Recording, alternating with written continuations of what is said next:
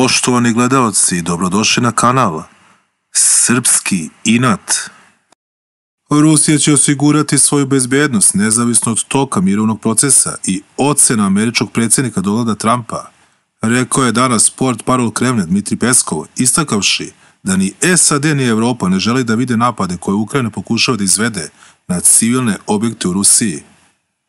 Ako Evropljani pokušaju da stvore neizvesnost za Rusiju, to će se preokrenuti u nezavisnost za njih, naglasio je Peskov.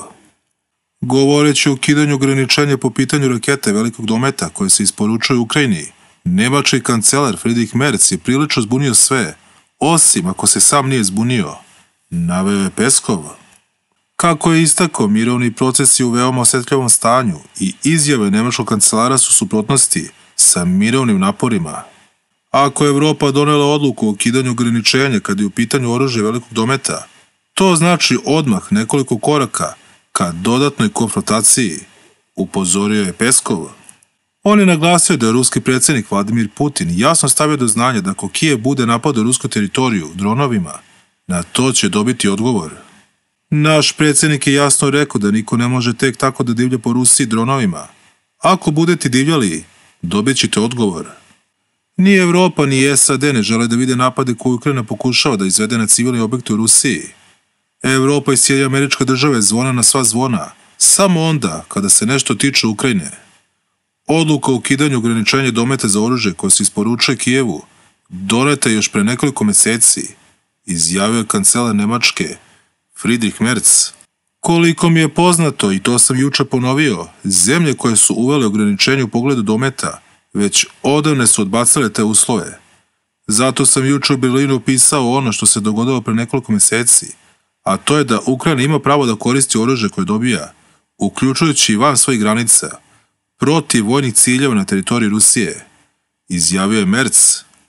Ovo je postao rat iscrpljivanja, ali i rat od koga se Amerika razvodi. Pre svega se razvodi od Brisela i Europske unije. U toj meri u kojoj je SAD pokušala da se distancira, Evropljani pokušavaju da eskaliraju. Ukrajina ovo ne radi tek tako.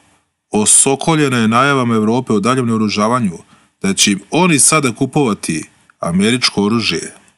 Stefan Gajić, naučni saradnik Instituta za evropske studije, ovako komentariše intenzivirane napade Kijeva na ruske civilne objekte, na što Rusija odgovara napadima na vojne ciljeve u Ukrajini. Ubedili su ih da će čitavu svoju vojnu industriju graditi isključivo u svrhu rata sa Rusijom. Što je najopasnije, ponovljene su najave Nemačke da će da šalju rakete dugog dometa, tako da ovo nije isključivo potez Ukrajine, već je zajednička akcija sa Evropskom unijom. Posle intenzivnih operacija u kojima Kijev gađa civilne ciljeve i šalje dronove u dubinu ruske teritorije, Rusija je zatražila održavanje sednice Saveta bezbednosti Ujedinjenih nacija, zbog kako je objašnjeno postupaka evropskih zemalja koje pokušavaju da usujete rešavanje sukoba u Ukrajini. Gajić ističe da Evropska unija diže lestvicu eskalacije i to je u ovoj situaciji i najopasnije. Kada je reč o trenutnim reakcijama Moskve, on kaže da su i Rusija i Zapad igrali neku vrstu takmičenja za javno mnjenje, ko više ima ozbiljnu namjeru da potpiše mir. Međutim, svako igra svoju igru. Evropska unija je htjela predah od mjesec dana.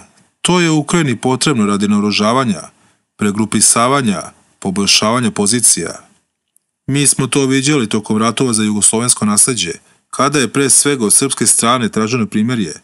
To se na kraju završilo tragično. Rusi su se također tako ponašali u dobrom delu ovog sukoba, ali su u poslednje vreme shvatili i kuda to vodi i odbili su da se bilo kako primirje uspostavi bez ozbiljnog razgovora o miru. Oni su svoje uslove istakli u Istanbulu, kaže Gajić i dodaje da je ovo bila jedna igra nadgornjavanja koja je više za mir. Zapravo NATO i Ukrajina ne žele da naprave konkretne ustupke prema Rusiji i zato je mir nemoguć. Gajić je siguran da će se ukrajinski sukob rešiti na bojnom polju, ali je problem što Evropljani ne slede američki primjer. Ukrajina je svakako tragični propali projekat, ali je to izgleda i Evropska unija. Amerikanci ne žele više da investiraju u to, Evropljani sve više to rade. Pojačani napad u dubinu ruske teritorije treba gledati pre svega u kontekstu evropskih najava, slanja raketa dugog dometa. Američki predsjednik Donald Trump iznao je oštre tvrdnje na račun Rusije. Kako je naveo, Moskva se navodno igra vatrom. Ono što predsjednik Rusije Vladimir Putin ne razume jeste to da nema mene, mnogo istinski loših stvari bi se već desilo sa Rusijom. Imam u vidu zaista loših. Igra se vatrom, naglasio je Trump. Razvijanje protivraketnog sistema Zlatna kupola, koja se planira u Sjedinjenim Američkim Državama, predstavlja avanturistički pristup. Time se direktno podriva strateška stabilnost, rekla je danas portparol Ruskog ministarstva spoljnih poslova Marija Zaharova. U okviru projekta Zlatna kupola planirano je da se da podsticaj razvoju uništavanja raketnog naoružanja, prelansiranja i infrastrukture koja omogućava njihovu primjenu, a to je već realan izraz krajnje opasne doktrine Sjedinjenih Američkih Država s ciljem nanošenja takozvanih preventivnih napada, naglasila je Zaharova. Situaciju dodatno komplikuje to što ovaj sistem predviđa jačanje arsenala sredstava za vođenje borbi u kosmosu, uključujući razmještanje sistema za presretanje u orbiti. Zaharova je također dodala da se stavovi Rusije i Kine u vezi s ovim pitanjem potpuno podudaraju. Prethodno američki predsjednik Donald Trump objavio da su američke vlasti izabrale arhitekturu za svoj sistem protivraketne odbrane Zlatnog kupola, koji će zemlju koštati približno 175 milijardi dolara.